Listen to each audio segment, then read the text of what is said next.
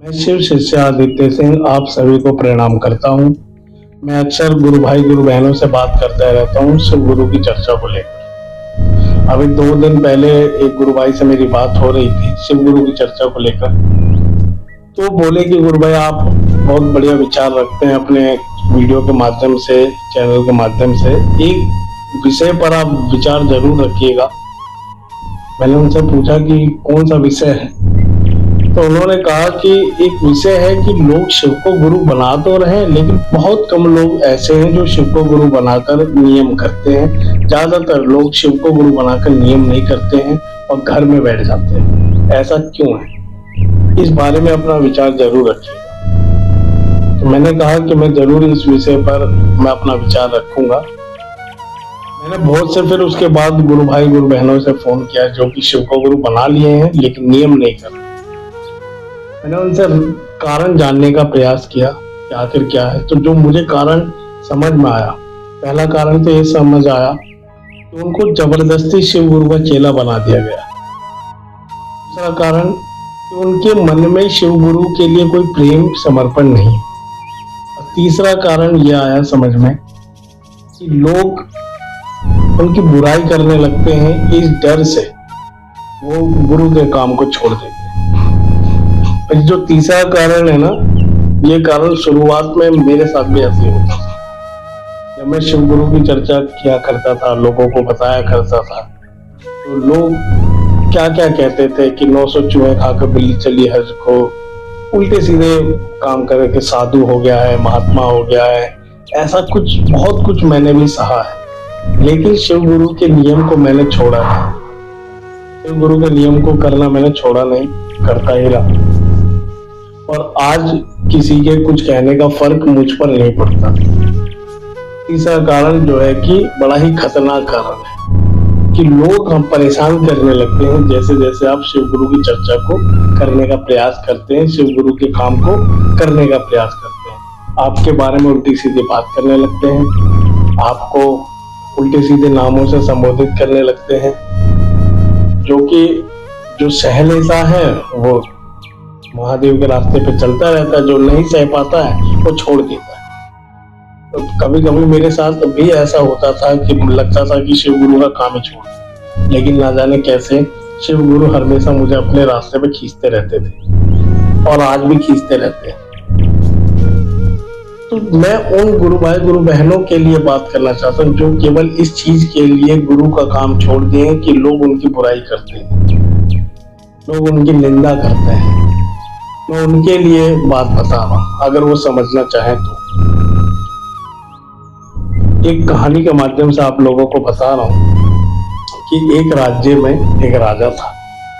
वो राजा बहुत ही क्रूर था, वो राजा बहुत ही अहंकारी था, वो राजा बहुत ही निर्दयी था, किसी को दान दक्षिणा देना नहीं चाहता था, साधु संतों का कोई मान सम्मान नहीं करता था, बड़ा ही खराब राजा था।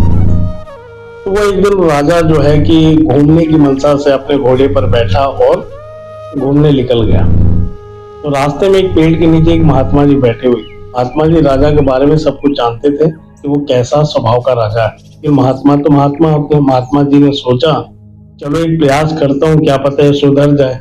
अगर ये सुधर जाएगा तो इसके वजह से इसका राजपाट भी सुधर जाएगा, इसकी प्रजा खुश हो जाएगी। तो वो महात्मा जी राजा के घोड़े के आगे खड़े हो गए, राजा को रोक लिए और बोले कि राजन मुझे तुमसे दान चाहिए। राजा बोला कि भैया मैं दान वान नहीं देता हूँ, आपके हाथ पैर सलामत है, कमा के खाइए, मैं दान नहीं देता। नहीं, मैं आपको जाने ही नहीं दूंगा जब तक आप दान नहीं दो।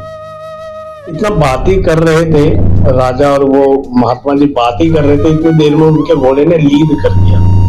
लीद जो लोग नहीं समझते हो, गोबर कर दिया घोड़े ने।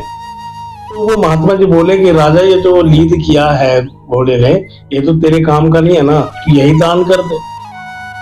तो वो बोले कि ठीक है महात्मा जी आप उठा लो। क्या मैं उठाऊंगा नहीं, दान तुझे करना होगा अपने हाथों से। तो राजा घोड़े से उतरा और वो लीद को उठाकर दे दिया महात्मा जी को। महात्मा जी ने कहा कि बरकत हो, आशीर्वाद दिया और राजा जो है कि चला गया दान देकर।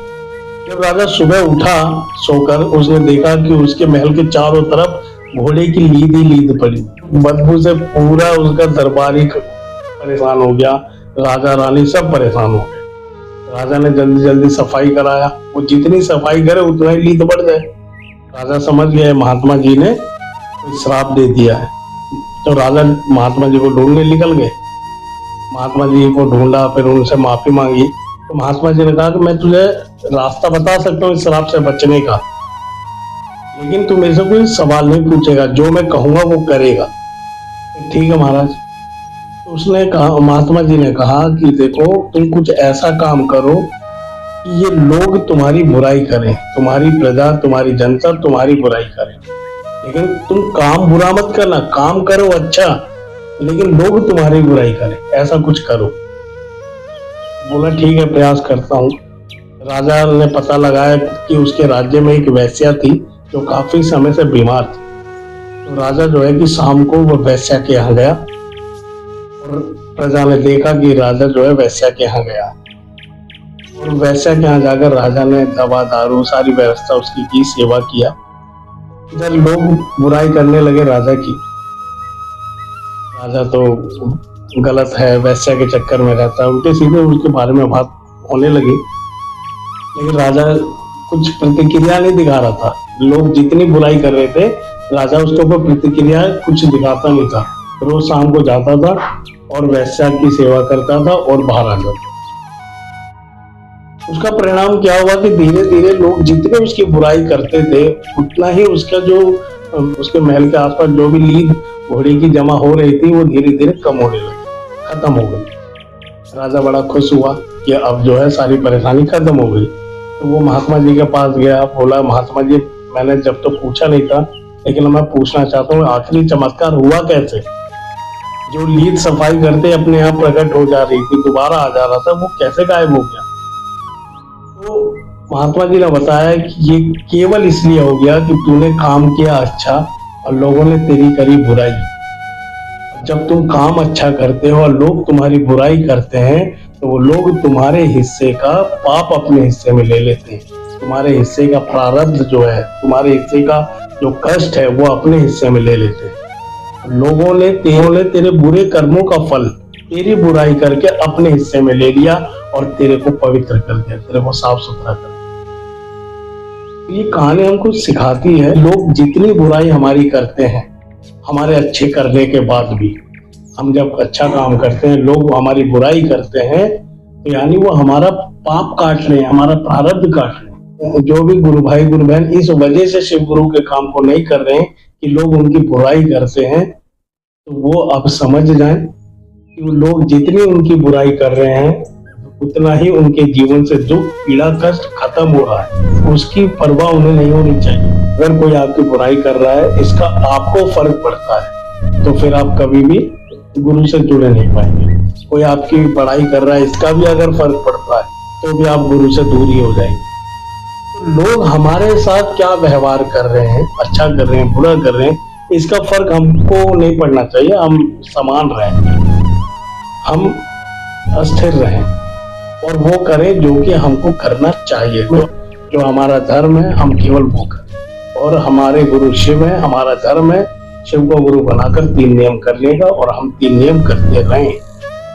तो मैं इस वीडियो के माध्यम से उन सभी गुरु भाई गुरु बहनों से निवेदन कर रहा हूँ हाथ जोड़कर, अगर उन्होंने शिव को गुरु बनाया है और 3 नियम नहीं कर रहे हैं, कृपया वो 3 नियम करें, ताकि शिव गुरु उनके जीवन को बदले, शिव गुरु अपनी अनुभूति उन्हें कराएं, उनके जीवन में शिव गुरु का प्रेम मिल सके।